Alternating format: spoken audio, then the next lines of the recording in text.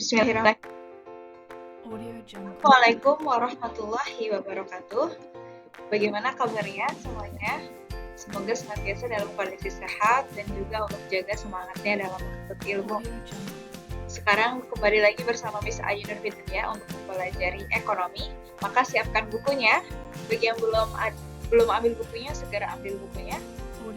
Kita akan belajar materi baru. Sebelumnya, Miss akan mengingatkan di pendapatan nasional ini kita semua telah belajar pengertian pendapatan nasional, manfaat pendapatan nasional, dan minggu lalu kita telah mempelajari komponen pendapatan nasional, di mana kalian telah belajar untuk menghitung pendapatan nasional dari mulai produk domestik bruto sampai dengan disposable income. Semoga masih ingat ya. Nah, hari ini kita ke materi baru yaitu pendekatan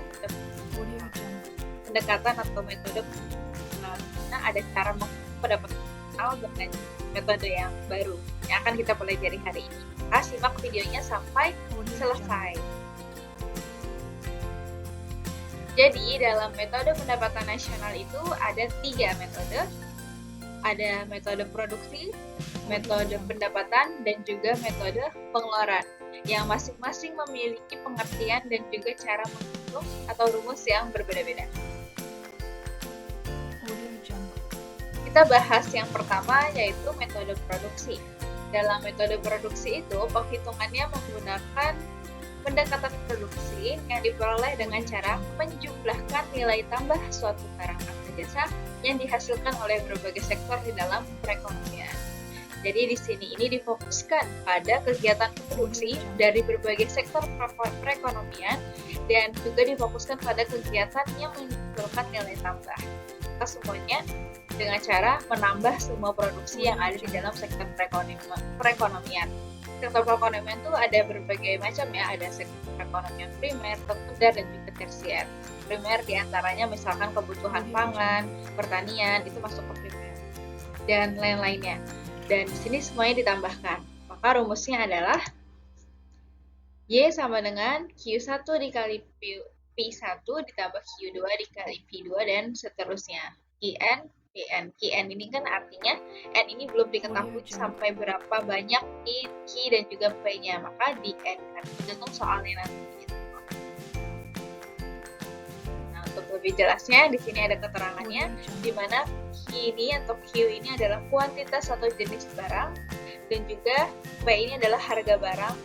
Jadi nanti di soal pendekatan produksi ini biasanya diketahui nih, ada tabel biasanya, terus diketahui ada berapa harga barang, misalkan ada berbagai jenis barang, ada list barang, misalkan dari baju, sepatu, nah harga baju berapa, terus jumlah baju berapa, dan juga harga sepatu berapa, dan jumlah sepatu berapa, nah semuanya itu dikali berdasarkan jenisnya, misalkan baju harganya 5.000, terus baju jumlahnya 5.000, terus harganya adalah 70.000 misalkan, kemudian dikali dan juga ditambah dengan jenis barang yang lain sampai dengan Qn untuk Pn yang belum diketahui berapa jumlah barang yang nanti akan dihitung di soal. Semoga bisa dipahami. Oke, selanjutnya kita bahas adalah kita bahas ini dulu, alat lihat soal dulu. Nah, seperti ini yang tadi dijelaskan, diketahui data harga barang dan jumlah diproduksi. Jumlah yang diproduksi negara B tahun 2017 adalah di sini ada nama barang, ada harga dan juga barang. Terus kita disuruh menghitung nih, hitung pendapatan nasional dengan metode pendekatan produksi. Maka harus kita masukkan rumusnya Y sama dengan P1 dikali Q1 ditambah P2 dikali Q2 ditambah P3 dikali Q3. Karena hanya ada 3 jenis barang ya, jadi sampai Q3 dan juga P3. Kita masukkan P1-nya adalah harga barang P1-nya adalah 250.000 ya. Kemudian Q-nya jumlah barang 20.000. Kemudian P2-nya di sini ada sepatu 350.000, P itu harga ya, Q itu jumlah. Terus Q itu ada Q yang kedua adalah 5.000. Kita masukkan. Terus habis itu kita masukkan P yang ketiga, jenis barang yang ketiga. Di sini beras 100.000, kemudian dikalikan dengan Q-nya 100.000 dan dijumlahkan semua yang di dalam kurung ini dijumlahkan terlebih dahulu, kemudian ditambah semuanya dan hasilnya adalah 16.750.000.000 rupiah. Seperti itu. Jadi sebenarnya ini sama aja mau Q1 dikali P1 dulu atau P1 dikali Q1 itu sama aja, asalkan kalian memasukkan angkanya benar berdasarkan jenis barang dan juga jumlah barang. Jangan tertukar gitu, masukkan angkanya dengan jenis barang. Tuh. Lanjut, yang kedua kita bahas adalah metode pendapatan. Metode pendapatan diperoleh dengan cara menjumlahkan pendapatan dari berbagai faktor produksi yang memberi sumbangan terhadap proses produksi. Jadi di sini ini menghitung pendapatan yang di situ adalah pemilik faktor produksi. Tahu kan faktor produksi itu adalah sumber daya yang digunakan untuk memproduksi suatu produk. Misalkan kayak sewa tanah, sewa bangunan, itu kan yang mempunyai adalah pemilik faktor produksinya, pemilik usahanya. Di sini kita menjumlahkan balas jasa atau menjumlahkan pendapatan yang diperoleh oleh pemilik usaha dengan cara menjumlahkan pendapatan dari berbagai faktor produksi yang dimiliki oleh pemilik faktor produksi. Maka rumusnya Y sama dengan W ditambah R ditambah I ditambah P. Apa itu W, R, I, dan P? Kita simak. Di sini ada keterangannya, yaitu pendapatan nasional. W itu adalah wage atau upah atau gaji. Kemudian I yaitu interest atau bunga. Dan juga lewat R itu rent atau sewa, dan P itu adalah profit, laba yang diterima pemilik produksi. Oke, kita ke latihan soal. Di sini ada data perekonomian dari negara X. Diketahui ada investasi, sewa tanah, bunga, konsumsi, dan lain-lain.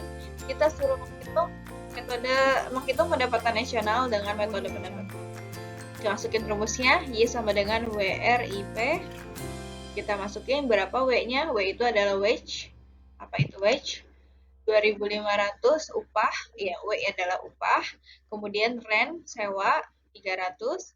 Kemudian masukin interest-nya, I yang mana? Interest itu bunga, 500. Kemudian profit atau laba, 400. Terus yang lainnya gimana? Investasinya kok belum dimasukin? Nah, ini nggak usah diabaikan saja. Kita fokus pada apa yang ada di rumus. Masukkan sesuai rumusnya. Jadi bisa jadi ini adalah pemecah soal aja. Gitu. Oke, kita jumlahkan ini semua. Maka jawabannya adalah 3.700 triliun. 3.700 miliar. Oke, kita lanjut. Yang berikutnya adalah metode pengeluaran. Itu perhitungan menggunakan pendekatan pengeluaran diperoleh dengan cara menjumlahkan pengeluaran yang dilakukan oleh pelaku kegiatan ekonomi. Rumusnya adalah Y sama dengan CIGXM. Jadi C ditambah I ditambah Y ditambah dalam kurung X dikurangi M. Oke, ini adalah rumusnya dan keterangannya. C itu adalah konsumsi, G government atau pengeluaran pemerintah, I adalah investment, investasi, dan X ekspor, M-nya adalah impor. Kita langsung ke contoh soal. Ada data untuk perhitungan pendapatan nasional dalam miliar rupiah dan besar pendapatan nasional dengan pendekatan pengeluaran adalah. Nah, kita masukkan rumusnya. Dan jangan tertukar memasukkan angkanya. Maksudnya jangan salah masukkan angkanya. Apa yang perlu dimasukkan, namun yang tidak perlu dimasukkan, tidak usah dimasukkan. C adalah konsumsi 3.700, ya betul. Terus I itu investasi 46.400, ya. Dan G government atau pengeluaran pemerintah 21.500, dalam kurung X ekspor 14.500, kemudian M-nya adalah impor 6.400. Dijumlahkan ini dulu, 37.500 ditambah 46.400 ditambah 21.500, hasilnya adalah 105.400. Kemudian jumlahkan yang di dalam kurung, 14.500 dikurangi 6.400 adalah 8.100 dan hasilnya adalah 113 miliar 500 juta. Semoga bisa dipahami. Jadi bisa ingatkan ketika ada data yang tidak sesuai dengan rumus jangan masukkan data yang diminta oleh rumus saja. Yang lainnya misalkan banyak biasanya diketahuinya banyak. Ada selain yang ada di rumus. Nah, itu kalau usah masukkan sesuai yang ada di rumus saja. Jadi kita telah mempelajari 3 metode pendekatan tadi, yaitu ada yang produktif, pendapatan, dan juga pengeluaran. Itu semoga kita bisa memahami semua dan Allah mampukan untuk menghafalkan. Ketika kita mengetahui 3 metode pendapatan tadi, kita dapat membantu suatu negara untuk menentukan jumlah atau besarnya pendapatan nasional juga loh. Karena di sini kita bisa melihat besar kecilnya pendapatan nasional suatu negara itu menentukan maju dan berkembangnya suatu negara. Karena berhubungan dengan laju perekonomian negara. Sekian pembahasan kita hari ini. Jika ada yang ditanyakan, boleh diajukan ke Pintu langsung atau lewat juga e-learning Alaskar. Semoga bisa dipahami dan juga semoga Allah berkahi kita bertambah ilmunya dengan ilmu yang bermanfaat dan juga Allah mampukan untuk. Ya, sekian dari Miss. Wassalamualaikum warahmatullahi wabarakatuh.